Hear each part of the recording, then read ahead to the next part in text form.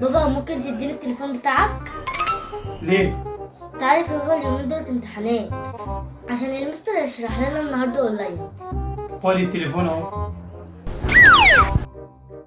بابا معلش ممكن نسيت لو سمحت.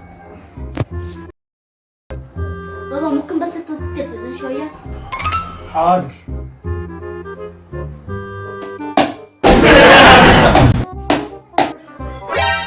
يا حنين، انت جايبه لي المفك الكبير ليه؟ انا عايز المفك الصغير. خد يا بابا.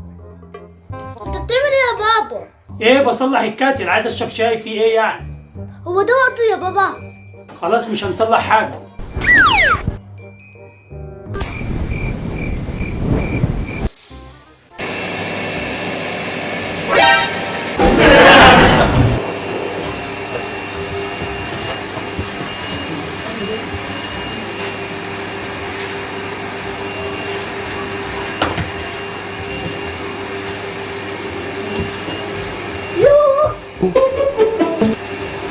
ايه ده؟ هي زعلت ولا ايه؟ هل ده صحيح بنتك؟